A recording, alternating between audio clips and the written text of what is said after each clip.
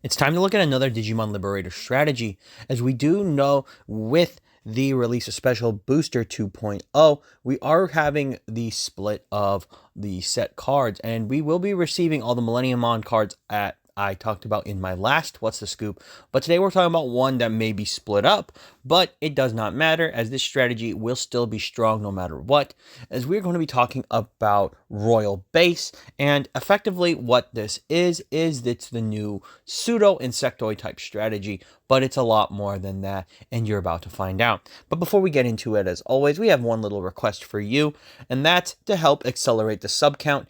It's one big little step for you, but it's a big step for us, and it means a lot to me, as it does allow me to make good content and keep up this pacing of pushing more stuff that you guys want to see and hear. As obviously, if you are watching this for the first time, but if you don't, just remember that when you get a first look, I do too, and I get to talk about these amazing cards and give you the information you guys need in order to understand what these strategies do, and more importantly, give you an up-to-date focus so that you can just get all this information in one video. So jumping into Royal Base, we actually have a interesting amount of support here. Luckily, thanks to its Tamer, or the focus of the strategy, is already been displayed in the novelization of Digimon Liberators. So if you want to go check it out, you can watch this deck in action, or technically read it in action. But we have a lot here, as we have an entire lineup from level 2 all the way to level 6 here, as well as a Tamer in option. As I will say, this strategy probably will receive more support, as believe it or not, if you're not fully abreast to the Digimon lore as well, there are other characters that possess the Royal Base Digimon, so it's only a matter of time till more support arrives, whether it's based on Liberator or not. So starting off, we're going to be looking at the first level 2 for the strategy, as we're looking at Pororomon here, as at the start of your main phase, by placing one Digimon card with the Royal Base trait from your hand face up as the bottom security card, you get to add your top security card to the hand. Moving into the level 3s, we have our first Fun Beamon here, which is going to be the one from BT18, which can Digivolve on top of any level 2 with the Royal Base trait for a cost of 0. And then for its effect in security, all turns, all of your Royal Base trait Digimon will gain 1000 DP. For its on play, by placing one Digimon card with the Royal Base trait from your hand face up as the bottom security card, you get to add the top security card to the hand. Additionally, for inheritable, all turns, this Digimon will gain 1000 DP. Moving into the second Fan Beamon, which will be coming out from BT19, we will talk about it here, as it mirrors exactly, or very similarly, the other one from BT18, where it can Digivolve on top of any level 2 with a Royal Base trait for a cost of 0. For its security effect at all turns, all of your Royal Base trait Digimon will gain 1000 DP. And then your turn, when this Digimon would Digivolve into a Digimon card with the Royal Base trait, you can reduce the Digi-Evolution cost by 1. And then all turns, for its inheritable, this Digimon gets 1000 DP. I also just want to mention, if you are listening, obviously, this is a dual color, black and green, as well as the other ones, but all the rookies seem to be sharing the dual coloring of green and black, as they can generically Digivolve on top of any green and black level 2 for a cost of 1. So let's move into our very first of the level 4s here, as we have Waspmon. As Waspmon comes in here as a dual color green-black level 4, that has a play cost of 4. Moving into its actual Digi-Evolution condition, we have it being able to Digivolve on top of any level 3 with the Royal Base trait for a cost of 2. And for its security effect, all turns, all of your Royal Base trait Digimon will gain 1000 DP. During the opponent's turn, none of your opponent's Digimon with as much or less DP as this Digimon can attack a player. And for its ruling or rule trait, it is always carrying the insectoid typing. For its inheritable all turns, this Digimon gets 1000 DP. Looking at the Forge Beamon, which would have been coming out of BT19, it is a play cost 4 as well, dual color green-black. It can Digivolve on top of any level 3 with the Royal Base trait for a cost of 2. For its security effect, all turns, all of your Royal Base trait Digimon get 1000 DP, and then all turns, when any of your other Digimon with the Royal Base trait would leave the battle area by effects, by placing this Digimon face up as the bottom security card, they don't leave. Additionally, it carries the same rule trait as always being treated as an insectoid typing, and for its inheritable all turns, this Digimon gets 1000 DP. Moving into the level 5s, we have Cannon Beamon, which is an interesting one here, as it can Digivolve on top of any level 4 with the Royal Base trait for a cost of 3. It is a dual color green-black. Its security effect is different, where on opponent's turn, all of your Royal Base trait Digimon can or gain the blocker. Then on play, when Digivolving for each of your face-up security cards, de-Digivolve 1 on one of your opponent's Digimon. As a rule trait, it also carries insectoid typing, and then for its inheritable all turns once per turn, when this Digimon deletes your opponent's Digimon in battle, you get to trash their top security card. Moving into the other, we actually have a brand new Digimon, funny enough, but its level 6 form has already existed, as we have Vespamon here, which can Digivolve on top of any level 4 with the Royal Base trait for a cost of 3. In its security, during the opponent's turn, all of your Royal Base trait Digimon will gain blocker. So on play and when Digivolving, you get to delete one of your opponent's Digimon with a play cost of 2 or less. For each of your face-up security cards, you get to add 2 to this effect's play cost maximum. And additionally, as its rule trait, it carries the insectoid typing. Then for its inheritable all turns, once per turn, when this Digimon deletes your opponent's Digimon in battle, you get to trash their top security card. So very cool. Moving into the first of the level 6, we have a Digimon that's actually existed for a very long time, as we have Tiger Vespamon here. As Tiger Vespamon finally makes its debut here, it will be able to Digivolve on top of any level 5 with the Royal Base trait for a cost of 3. Inherently, it will carry Piercing as well as Reboot. And then on play and or when Digivolving, for each of your face-up security cards, get to suspend one of your opponent's Digimon. Then none of their Digimon can unsuspend until the end of their turn. All turns once per turn. When other Digimon are deleted in battle, this Digimon may unsuspend.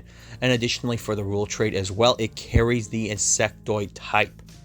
Moving into the final Digimon so far for the support, we have Queen Beamon, which Queen Beamon can Digivolve on top of any level 5 with the Royal Base trait for a cost of 3. For its inherent skill, it's going to be carrying Alliance, which is amazing. Then, when attacking once per turn, you may play one Royal Base trait Digimon card from your face-up security cards with the play cost reduced by 8. All turns, when any of your Royal Base trait Digimon would leave the battle area other than in battle, you may place those Digimon face-up as the bottom security cards. And additionally, for the rule trait, it always carries the insectoid typing. Moving into the first and only Tamer so far, we actually have Winry here, as Winry's effect says, stating off at the start of your main phase, if you have face-up security cards, you get to gain 1 memory. Then main effect, by suspending this Tamer, one of your Digimon may Digivolve into a Digimon card in your face-up security cards. If this effect Digivolved, you may place one Digimon card with the Royal Base trait from your hand face up as the bottom security card.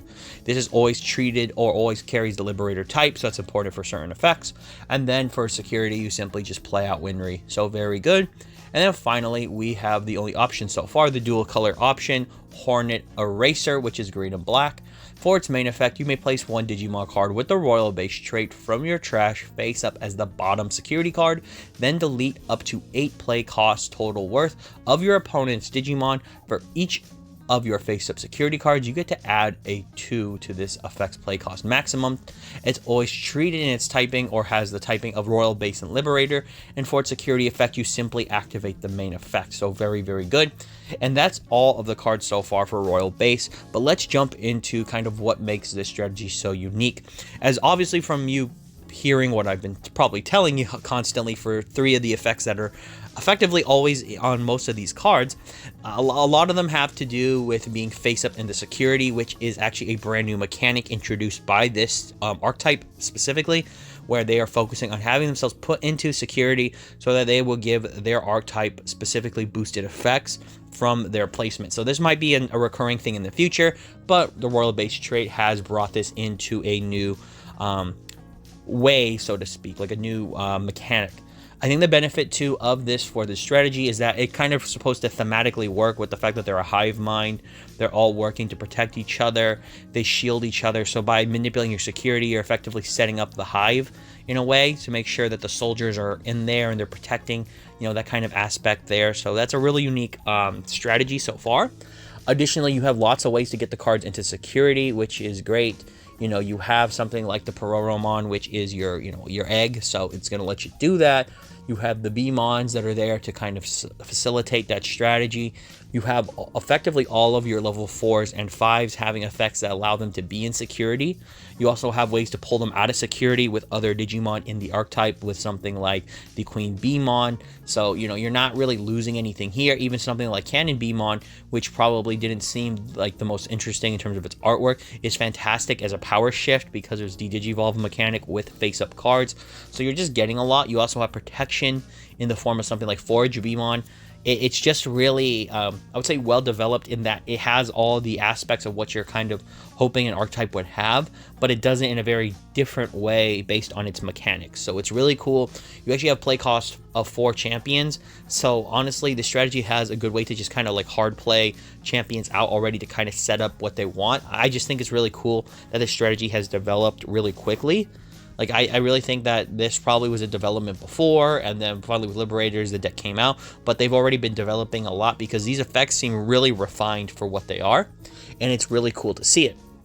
I'm assuming what the strategy is supposed to be doing is it's a very slow paced, but it's meant to kind of ramp quickly when you have proper hand setup. So what I mean is you're supposed to use the Pororomon and the Fan Beemons to slowly fix your security to what you want. You take some security cards off, you put in other Digimon into the security face up to buff your field, and then eventually through playing and getting a bit more cards in there, you're supposed to either get into cards like Tiger Vespamon or Queen Beemon to help you facilitate finishing the game, as Tiger Vespamon, in my opinion, is just your way of catching up against opponents. You get this thing to the field. If you have at least 2 or 3, you know, face-up security cards, you're going to be suspending them. They're not going to unsuspend. You have inherent piercing. Tiger Vespamon's going to run through them. If you have any or any of the level 4s and 3s in security, they're giving 1,000 DP each. So 2 of these make this thing 14,000. So effectively, you're going to be piercing. You're probably doing a lot of damage with this thing. It's at least doing 2 checks. So that's already really good. I think that's what makes the deck strong. Then Queen Beemon is just your way to finish the game, because if Queen Beemon is set up to properly dish out the remaining damage it needs, Queen Beemon could pull either any of your level 8s or any of your level 5s and lower out of security, basically playing them for free because everything else there is play cost 8 or less, and allows you to use them for the alliance. So something like Cannon Beemon being brought out, or even Tiger Vespa or Vespamon specifically brought out of security, is just really strong, so that you can you know, kind of delete stuff or digivolve them, and then Queen Beemon can allow you to swing really hard with Alliance, and then if your opponent starts to delete your Digimon outside of battle, then the benefit is she will be able to put them back into security, so you're not really losing anything with her effect. It's almost like it's a good cycle. I really think that's pretty cool, where she takes one out and then you put one back in. I think it's really cool. It allows the deck to kind of cycle on itself. So there's that. Moving into the Tamers, I think Winry is obviously really cool. His memory-based mechanic that you usually get from your Tamers is focused on having face-up security cards. So unfortunately, Winry does kind of suffer from that because you have to already have setup. So if you're not being able to play anything in face-up security, he won't be gaining you memory. So that is kind of tough sometimes, but you make do. His effect to allow you to digivolve with the face-up security cards, I think, is insane, because this just allows you to filter out what you've already put in.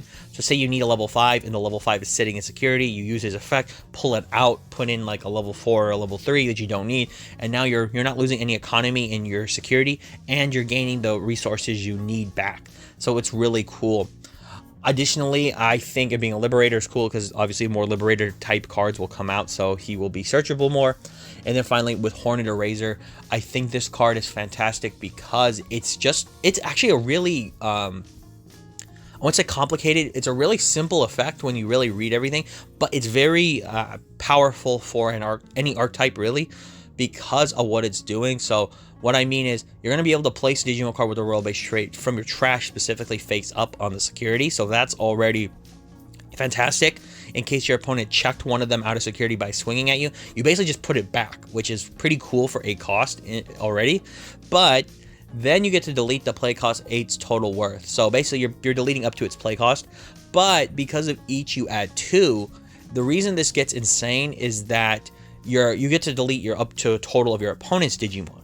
So for whatever reason, after you put one back into your security face up, that's already 10. So you're deleting a 10 play cost. So if you're dealing with Ace Digimon, you're gonna just bomb them already. So this could reduce the memory of this card immediately.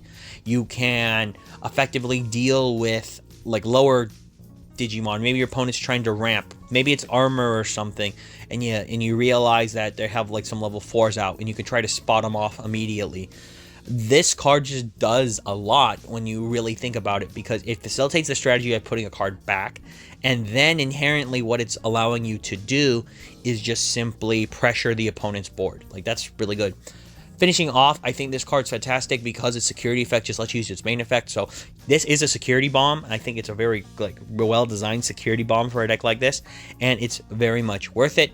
Ultimately, I think if you want to learn how to play this deck, check out some videos around by other people. This deck is a little bit different, but also this is like what I said is great about Liberator. You want to learn how to play the deck. The novelization will teach you how to play the deck because Winry uses the deck in a game, so you will be able to learn how you're supposed to play the strategy, maybe some of the tips in the match of what you're supposed to do with it. I really like the fact that Liberator allows you to do that, so or read it so you can get that idea. But the main focus you get with Winry's strategy specifically is that he plays it. He's very analytical, so it's actually an interesting read. You'll learn a lot about your deck. But the point is, if you want to learn Royal Base, go ahead and check it out from people on other channels, but also go ahead and check out Digimon Liberator. Like I said, go ahead and read it. It's free online. It's cool. And yeah, that's pretty much all I've got for you guys today. This has been a bit longer of a What's the Scoop because there was a lot to go over here because the strategy is really unique. But I do like it, and I hope you guys do enjoy. But as always, this has been Brad from the Ad Army signing off. And for all of you out there, to sign on.